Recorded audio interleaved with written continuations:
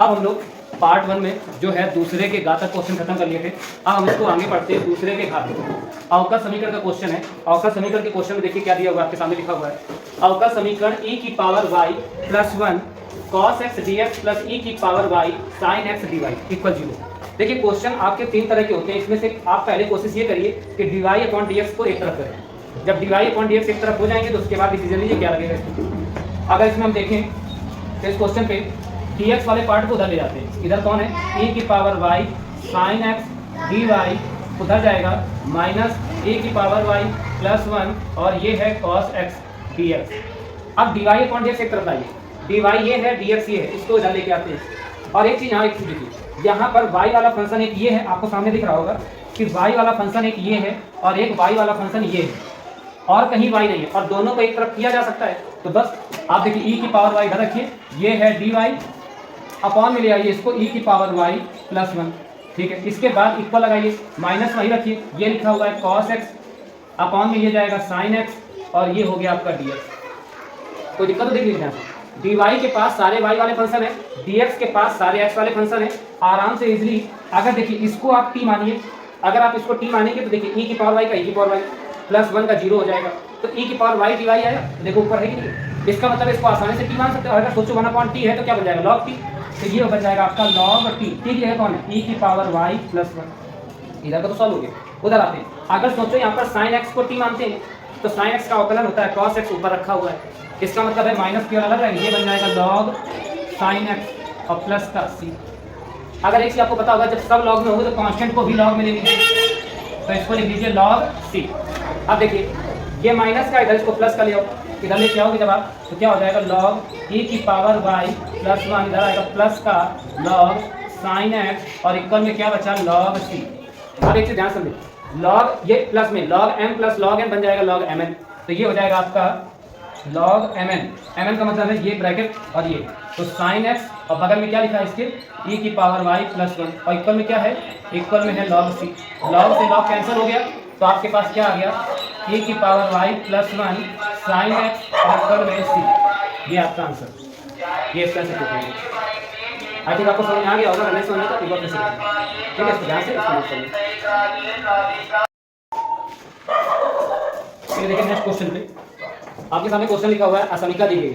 असमीकरण, समीकरण आप जानते हैं, समीकरण में क्या होता है, समीकरण में इक्वल लगा होता है और असमीकरण क्या होती है, इसमें इक्वल नहीं लगा होता, इसमें या तो लेस देन लगा होता है या तो ग्रेटर देन लगा होता है, इन दो के अलावा तीसरा नहीं लगा होता है।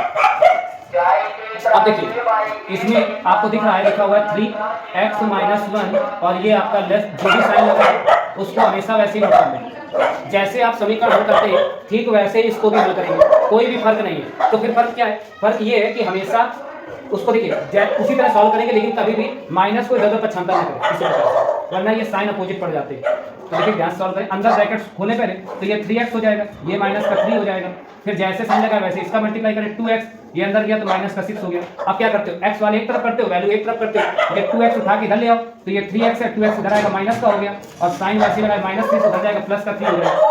ये घटाया तो कितना बचा, x बचा, लेस देन और इक्वल का साइन 6 और ये सॉल्व करेंगे कितना बचेगा माइनस का 3। बस यही सॉल्यूशन, यही इसका हल है। मतलब x की वैल्यू माइनस 3 से या तो लेस है या इक्वल है, ये समीकरण का इक्वल में भी ऐसे सॉल्व होगा, कुछ नहीं करना है आपको, ऐसे जैसे समीकरण दी गई वैसे सॉल्व करना समीकरण की तरह, इस तरह से आपका आंसर।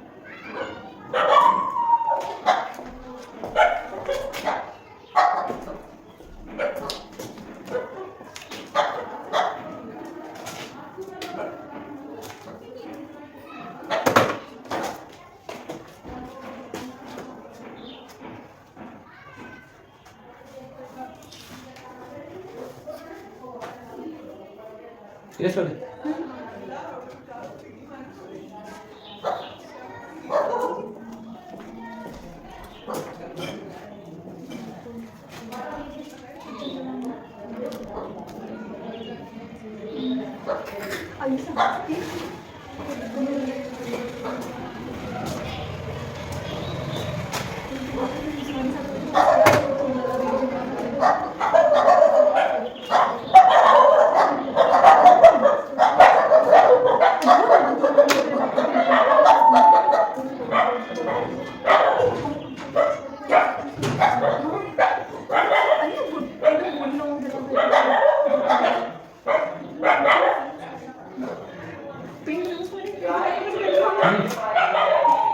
अगला क्वेश्चन देखिए।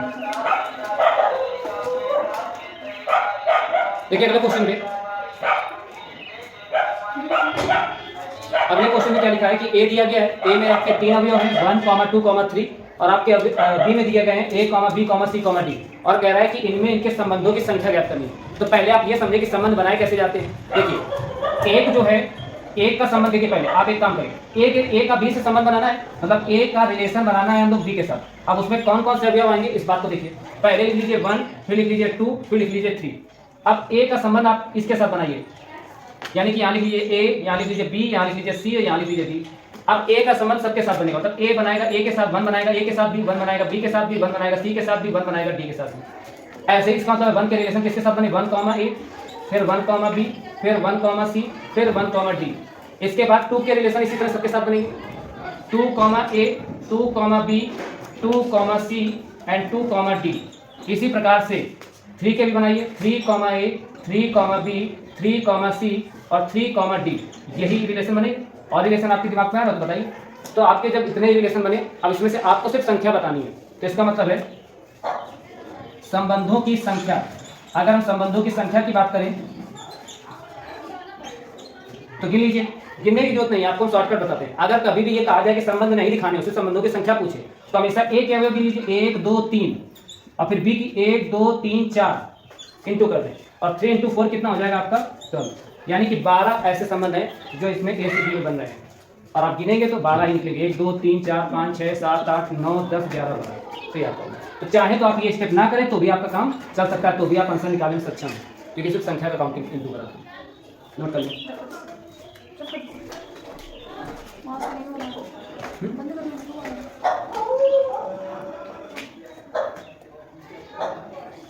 अरे यार वो कैसे होगा। अब देखिए इसमें तीसरे के खा में क्या है, ए वेक्टर दिया गया है, बी वेक्टर दिया गया है और ए वेक्टर बी वेक्टर पता है क्या है, ये आपको एक समांतर चतुर्भुज की संलग्न भुजाएं हैं। समांतर चतुर्भुज की संलग्न भुजाएं हैं और आपसे पूछ रहा है कि इसका क्षेत्रफल क्या होगा। तो देखिए यहाँ से जब भी समांतर चतुर्भुज संलग्न भुजाएं दे तो देखिए समांतर चतुर्भुज का क्षेत्रफल, समांतर चतुर्भुज का क्षेत्रफल बराबर फॉर्मूला लगाना, मॉड के अंदर संलग्न भुजाओं का सदिश गुणन, यानी कि A vector cross B vector mod के अंदर। अब इसको सॉल्व कैसे करते हैं आपको अच्छे से पता होगा और इसका मॉडल्स बाद में हम निकालेंगे, इसको सॉल्व करेंगे। तो पहले हम लोग एक काम कर लेते हैं, या तो इसका हम लोग पहले, अच्छा चलिए मॉडल्स लगा लीजिए, बाद में परिमाण निकालेंगे। जब इसको सॉल्व करेंगे तो ए की वैल्यू देखिए, यहाँ पर लिखिए आई कैप, जे कैप, के कैप। आई की गुणांक 3, 1, 4, 3, 1, 4। अब बी वाले की गुणांक 1, -1, 1, 1, -1, 1। या तो दिख रहा हो। अब हम इसको सॉल्व कैसे करते हैं, हम लोगों ने विस्तार ऐसे किया, तो पहले इसको प्लस में, फिर माइनस में, फिर प्लस में। तो आपने पहले इसको लिखा आई कैप। अब देखिए इसको ढक लीजिए, ये भी ढक लीजिए, ये भी ढक। जब आप इसको ढकेंगे इस तरह से, देखिए यहाँ से जब आप इसको ढक लेंगे, इसके सामने जो आएगा ये ढका और ये ढका, आपको 4 दिख रहे हैं, इनका तिरछा गुणा कर दीजिए, इसका इसके साथ, इसका इसके साथ, बीच में माइनस लगाइएगा। तो 1 कम 1 हो जाएगा, बी माइनस लगाए इसको, माइनस का 4 आएगा, प्लस का 4 हो गया। अगर प्लस का लिया अगला लेंगे आप माइनस का। आप इसके लंबवत ढक लो, ये ढक लिया और ये ढक लिया। अब आपको दिख रहा है 3 कम 3 और माइनस लगाओ और 4 कम 4, फिर अगला प्लस का। अब इसके बाद इसको ढक लेंगे तो ये हो जाएगा माइनस का 3 और ये माइनस का 1। आगे आपको समझ आ गया। अब इसमें लगा दें मॉडल्स। मॉडल्स का मतलब बाद में आपको परिमाण भी बताना है इसमें। जब इसको सॉल्व करेंगे तो देखिए ये आपका 5 आई कैप हो जाएगा, ये आपका माइनस बचेगा, माइनस प्लस का जे कैप हो जाएगा और ये आपका माइनस का 4 के कैप हो जाएगा। मॉडल्स कैसे सॉल्व करोगे आप, इसको अंडर रूट में देखिए मॉडल्स कैसे निकालते हैं। अंडर रूट के अंदर आई का गुणांक क्या है 5, जे का गुणांक क्या है 1 और के का गुणांक क्या है -4। 5 का स्क्वायर 25, 1 का स्क्वायर 1 और 4 का स्क्वायर 16। 16 और 25 आपके कितने हो गए, 16 और 25 आपका हो गया 35, 35 और 6 41, 42, रूट में 42 और 42 देख लीजिए किसी का वर्ग होता है, 21 दूनी 42 होता है, 21 दूनी 42, 21 किसी का नहीं निकलेगा तो रूट 42, ये वर्ग इकाई लगा। हमेशा इसमें वर्ग इकाई लगाएं, क्षेत्रफल कभी भी हो इसमें वर्ग इकाई का यूज करें, तो ये आपका वर्ग इकाई होगा। अब देखिए इसमें ये क्वेश्चन आपके सामने जो लिखा है तीसरे के गा में इंटीग्रेशन का क्वेश्चन है और इंटीग्रेशन थोड़ी सी टफ होती है क्योंकि आपको अगर फॉर्मूले याद है अच्छे से तभी आप अप्लाई कर पाएंगे। इस क्वेश्चन में अगर ध्यान से समझेंगे तो इस क्वेश्चन में आप देखिए यहाँ पर tan इनवर्स x³ और इतना बड़ा फंक्शन लिखा है, तो आप ऐसी चीज को t मानने का प्रयास करें जिससे कि अवकलन करने पर बाकी चीजें हट जाएं। तो हमें यह समझ में आ रहा है कि x³ को अगर मानते हैं तो केवल ये हटेगा क्योंकि x³ का अवकलन होता है 3x²। लेकिन अब ये कैसे हटेगा, तो आप पूरे को मानो tan इनवर्स है, तो हम क्या करते हैं t मानते हैं। अब t देखो किसको मानेंगे, हम मानेंगे t tan इनवर्स x³ को। अगर सोचिए इसको t मानते हैं तो इसका अवकलन करिए, तो अगर सोचो tan इनवर्स x लिखा तो इसका अवकलन होता है 1/1 प्लस एक्स स्क्वायर, लेकिन x नहीं है, x क्यूब का स्क्वायर बीच में। अब x क्यूब को तुमने x की तरह माना तो x क्यूब का करोगे तो कितना मिलेगा 3x स्क्वायर, और x का dx उधर हो जाएगा dt। देख लो क्या क्या है, x स्क्वायर है, ये देखो ये x स्क्वायर और नीचे पावर हो जाएगी 6 और ये 3 बचा, 3 को हम उधर भेज दें तो 1/3 dt हो जाएगा। ये देखिए यही लिखा है। अब यानी कितनी चीजें हट जाएंगी हमारे पास से, सोचो कितना छोटा फंक्शन हो जाएगा। अप्लाई कर दो उसकी जगह पे, आई बराबर बाकी सब हट गया और 1/3 को कांस्टेंट है बाहर कर दो, ये तुम्हारा t बन गया और ये बन गया dt। इसका समाकलन कितना आसान हो गया, 1/3 t का क्या होता है t स्क्वायर अपॉन 2 और प्लस का c, और t का मान रख दो वापस आके तो ये अपॉन में 6 हो जाएगा, यानी 1/6 और t का मान कितना था tan इनवर्स x क्यूब और स्क्वायर लगा तो पूरे में लगा दो स्क्वायर और प्लस का c। ये आपका आई आपको समझ में आ गया होगा। अब नोट कर लीजिए। देखिए इस क्वेश्चन में अब ये आपका एक सारणी का क्वेश्चन है और सारणी के क्वेश्चन में ये चूंकि आसान है इसको ज्यादा कुछ लगाना नहीं पड़ेगा। कोशिश ये करें कि पहले आप कोशिश ये करें जीरो बनाने का प्रयास करें। अगर हम लोग इसमें क्वेश्चन में अगर ध्यान से इसी तरह से करें कैसा लगा है तो इसमें देख रहे होंगे आप कि यहाँ पे अगर एक बच्चा ये भी कर सकता है कि 1 1 1 लिखा है तो इस रो को इस रो से घटा दे तो जीरो बन जाएगा, इस रो को इससे घटा दे तो जीरो बन जाएगा। एक ही तरीका, लेकिन हम आपको अलग तरीका बताते हैं, सिखाते हैं। देखिए इसमें आप ये काम कर लीजिए, आप ध्यान से देख रहे होंगे कि यहाँ पर ये माइनस का अल्फा बीटा गामा है और इसके पास प्लस का अल्फा बीटा गामा है, और अगर तुमने इसको जोड़ दिया, इसको कहते हैं C2 कॉलम सेकंड और इसको कहते हैं कॉलम थर्ड। कॉलम सेकंड और थर्ड जैसे ही जोड़ेंगे, देखिए इसका लेते हैं LHS और LHS लेने के बाद हमने क्या किया कि कॉलम सेकंड में कॉलम सेकंड और कॉलम थर्ड को सिर्फ जोड़ा, घटाना नहीं, तभी वो कटेगा। तो जब जैसे ही जोड़ोगे तो ये 1 1 1 यहाँ पर देखिए जब जोड़ोगे आप ना तो प्लस का अल्फा माइनस का अल्फा कैंसिल, प्लस का बीटा माइनस का बीटा कैंसिल, प्लस का गामा माइनस का गामा कैंसिल, तो क्या बचेगा x बचेगा, y बचेगा, z प्लस का है x plus y plus z। इसमें भी बचेगा लेकिन आगे पीछे बचेगा, उसको मैनेज कर लो। इसमें भी आगे पीछे आएगा लेकिन मैनेज कर लो। जैसे ऐसे किया इधर क्या बचेगा, तो कुछ भी वही जो लिखा था वही बचेगा, क्योंकि यहाँ करेक्शन आपने किया ही नहीं। तो जहाँ पर चेंजेस नहीं किया वहाँ सब कुछ वैसे ही रहता है, चेंजेस वहीं आता है जहाँ पर आप घटा या जोड़ रहे हो। तो चलो जीरो लाना। अब देखिए आपको C2 से उभयनिष्ठ मिल रहा है x plus y plus z, तो आप क्या करें लिख दें C2 से x plus y plus z उभयनिष्ठ लेने पर। जैसे ही आप उभयनिष्ठ यानी कि कॉमन लेते हैं तो कॉमन लेने के बाद देखिए आपकी स्थिति क्या होती है, ये बाहर चला जाएगा, x plus y plus z बाहर चला गया और बचा क्या इसमें, ध्यान से देखिए 1 1 1, यहाँ पर क्या बचा 1 1 1, यहाँ पर क्या बचा y plus Z plus alpha, यहाँ पर z plus x plus beta, यहाँ पर x plus y plus gamma. अब देखिए ना कभी भी आपके दो कॉलम अगर सेम हो तो वो जीरो हो जाता है। इसका मतलब यहाँ पर देखिए लिखेंगे सिंस C1 इक्वल C2, इसका मतलब ये है कि x plus y plus z और ये हो गया है जीरो, तो जीरो का मल्टीप्लाई करो तो जीरो। यही तो था आपका RHS, यानी कि आप LHS लेके चले RHS ले। अब इसको नोट करें। अच्छा देखिए अगला क्वेश्चन जो है हमारा फोर्थ का, इसमें लिखा हुआ ये वक्र दिया गया है और बिंदु x बराबर 1 पर स्पर्शी का समीकरण बताना है। अब आप एक चीज आपको पता होनी चाहिए कि स्पर्शी के समीकरण को निकालने के लिए हमको दो बिंदु पता होने चाहिए। एक जैसे बिंदु रूप में मिलता है आपको 1,3 या 3,4, एक x का मान होता है एक y का। x तो पता है y नहीं पता है, तो बिल्कुल कोई दिक्कत वाली बात नहीं। यह समीकरण है, इसमें x का मान दे दो तो ये y का मान निकाल के दे देगा आपको। चलिए तो हम लोग पहले y का मान निकालते हैं। x का मान x बराबर 1 समीकरण 1 में रखने पर, समीकरण 1 में रखने पर जैसे ही आप रखेंगे तो देखिए आपको क्या मिलेगा। तो y बराबर रखिए 1 का क्यूब प्लस 3 इंटू 1 का स्क्वायर 4 इंटू 1 माइनस का 5। जब हम इसको सॉल्व करेंगे तो 1 का क्यूब 1, ये 1 का स्क्वायर 1, तो ये 1 हो जाएगा, 3 1 जा 3, अब 3 और 1 4 हो गया, 4 और 4 8 हो गया, 8 में 5 गया, 3 बचा, तो ये आपका है। अतः बिंदु पता चल गए। अतः स्पर्श बिंदु जो है ये आपके 1,3 है। जब आपके पास स्पर्श बिंदु आ गए तो फिर हम लोग इसमें क्या करेंगे, इसमें अब प्रवणता निकालेंगे। पहले m निकालना है, उसके लिए आप समीकरण 1 का x के सापेक्ष अवकलन करते हैं। जब हम x के सापेक्ष अवकलन करेंगे तो इसका y का हो जाएगा dy/dx इक्वल, इसका हो जाएगा 3x स्क्वायर, इसका हो जाएगा 6x और इसका हो जाएगा 4 बार x का 1 हो जाएगा, मतलब प्लस का 4। तो ये इसका अवकलन हो गया। अब इसके बाद ये जो बिंदु है, ये बिंदु अप्लाई करेंगे तब हमारा m बनता है। तो अब हम लोग dy अपॉन dx का मान जो है इस दिए गए बिंदु मतलब स्पर्श बिंदु यानी 1,3 पर निकालेंगे। तो जहां पर आपको x दिख रहा है वहां 1 रखें और फिलहाल y तो दिख नहीं रहा तो x रखेंगे। तो कितना हो जाएगा 3 × 1 का स्क्वायर प्लस 6 × 1 और प्लस का 4। ये सॉल्व करिए, जैसे सॉल्व करेंगे तो कितना हो जाएगा 3, ये हो जाएगा 6 प्लस का 4, ये 10 और 13 आ गया।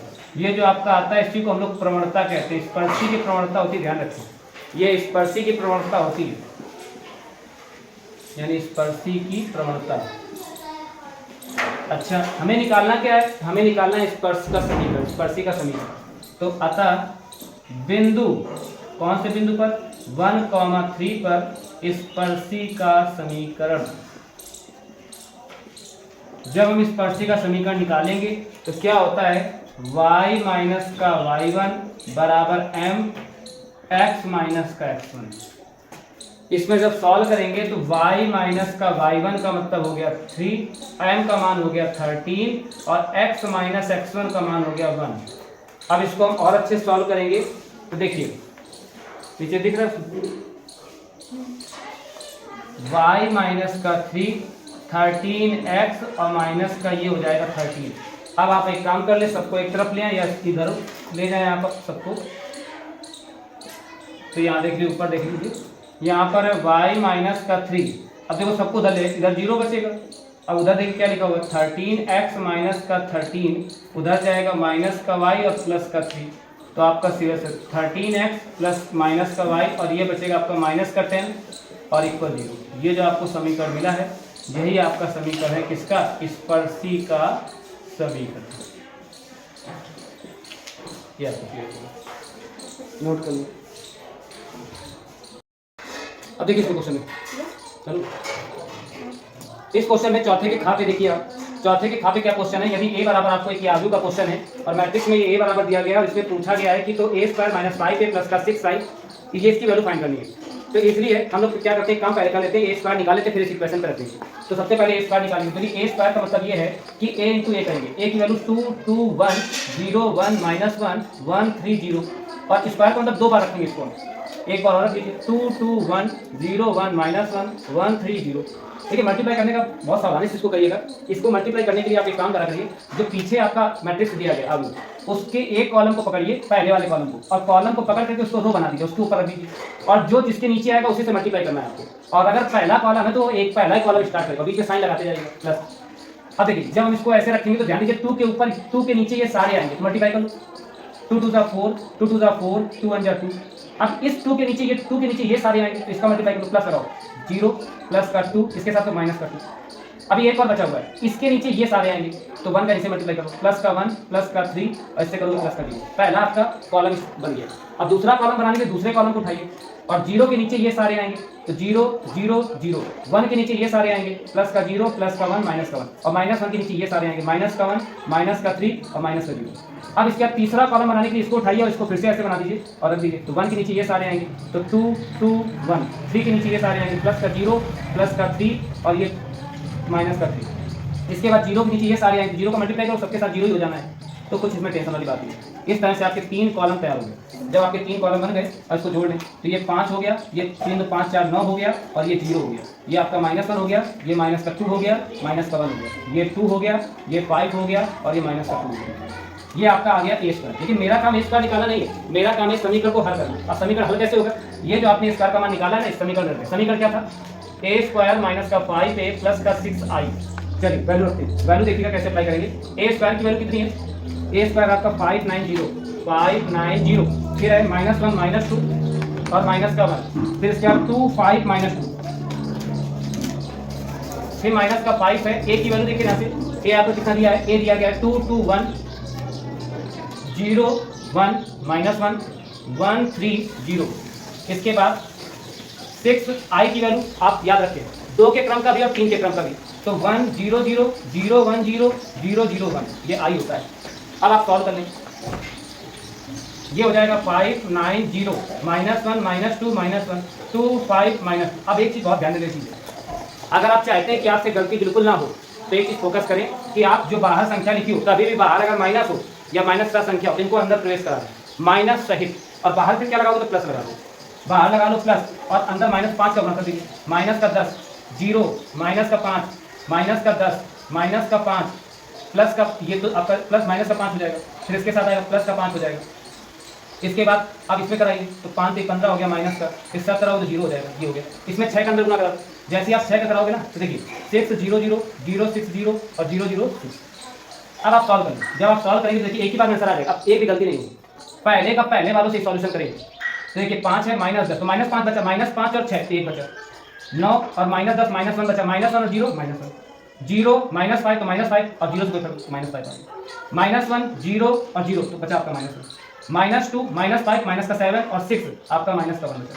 इसके बाद -1 5 तो 4 आ गया, 4 और 0 तो कोई फर्क नहीं पड़ा। इसके बाद 2 -5 तो -3 -3 और 0 तो -3 आ गया, 5 -15 तो -10 और 0 तो -10 आ गया। इसके बाद -2 0 और 6 यानी कि 4 बचेगा। इस तरह से आपका सॉल्यूशन, ये आपका आंसर। इसको नोट कर लें। इसके बाद देखिए क्वेश्चन नंबर चौथे का गा क्या कह रहा है। चौथे के गा में लिखा हुआ है tan inverse x plus tan inverse y plus tan inverse z equal pi दिया है, और आपको प्रूव ये करना है x plus y plus z बराबर लिख रहे हैं x plus y plus z equal x y z, ये लाना है आपको प्रूव करके। ध्यान दीजिए, आपको पता है कि तीनों का एक रिलेशन होता है, फॉर्मूला होता है tan inverse x plus tan inverse y plus tan inverse z। इसका रिलेशन क्या होता है, फॉर्मूला होता है tan inverse x plus y plus z minus x y z upon पे क्या आता है 1 minus x y minus y z minus का जेड है, और इक्वल में क्या लिखा है पाई। आपको पता है कि tan इनवर्स जब उधर जाएगा तो tan बन जाएगा, तो इधर है x plus y plus z minus x y z upon पे 1 माइनस एक्स वाई माइनस का वाई जेड माइनस का जेड है, और इधर जाएगा तो बन जाएगा tan पाई। tan पाई का मतलब tan 180 की वैल्यू 0 होती है, क्योंकि जो tan 0 की होगी वही होती है। तो देखिए ना से आपके पास क्या है x plus y plus z minus का एक्स वाई जेड अपॉन पे 1 माइनस एक्स वाई माइनस का वाई जेड माइनस का जेड है, इक्वल में इधर हो जाएगा 0, और जब ये बटेगा जाएगा उधर इंटू में तो 0 के साथ किसी का भी गुणा होगा पूरा 0 कर देगा। तो आपके पास ये क्या आएगा x plus y plus z minus का एक्स वाई जेड इक्वल हो जाएगा 0।